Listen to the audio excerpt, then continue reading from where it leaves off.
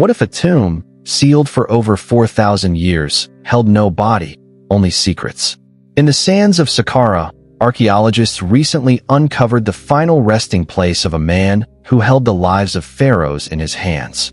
He was a royal doctor named Tete Nebe Fu, and he lived on the knife's edge of Egypt's golden age, right before its collapse. When his tomb was opened, there was no mummy, no golden treasures, just stunning paintings untouched by time and cryptic spells linked to a terrifying scorpion deity. Who was this man, and what secrets was he buried with? Tete Nebe Fu wasn't just any doctor.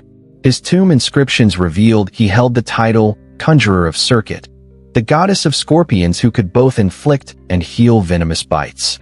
This meant he was a master of toxicology, a man who battled the deadliest creatures of the desert with both medicine and magic.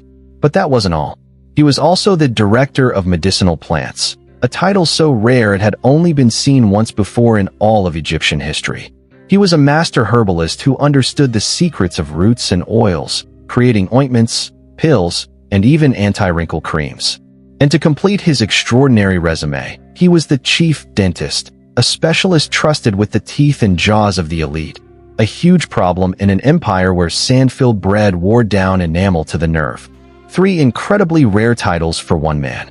He was likely the personal physician to the pharaoh himself, a sorcerer of science in an age of myth.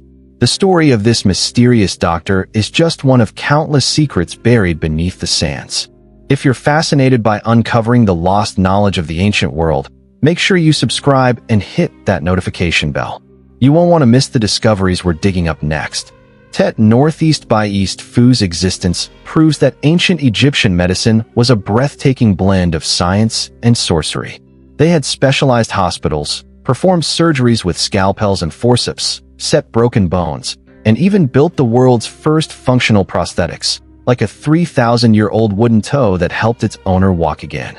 Their greatest healers, like the legendary Imhotep, were so revered they were later worshipped as gods of medicine themselves, a real-life man who became a deity 2,000 years before Hippocrates was even born.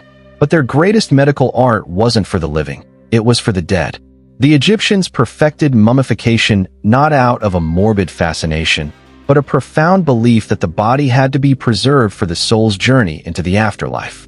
When Howard Carter discovered Tutankhamun's tomb, he found a king so saturated in sacred oils that the mummy had been literally glued to the bottom of its solid gold coffin.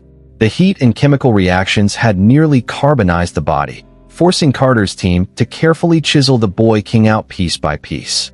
Other mummies remain a complete enigma, like the Bashiri mummy, so intricately and uniquely wrapped that for over a century, no one has dared to unfurl it, fearing they would destroy the very secrets they wish to uncover.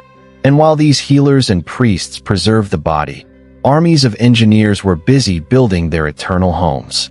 The Great Pyramids weren't the dusty yellow monuments we see today. When they were first completed, they were encased in polished white limestone, acting as giant, gleaming mirrors that reflected the desert sun for miles. At their very peak sat a capstone covered in solid gold, a beacon of light in the heart of the kingdom. Using little more than copper tools, human ingenuity, and a mastery of mathematics, they moved millions of stone blocks, some weighing over 15 tons, and stacked them with a precision that still baffles modern engineers.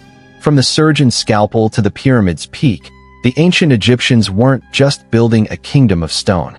They were building a bridge to eternity, leaving behind mysteries that we are still, to this day, trying to solve.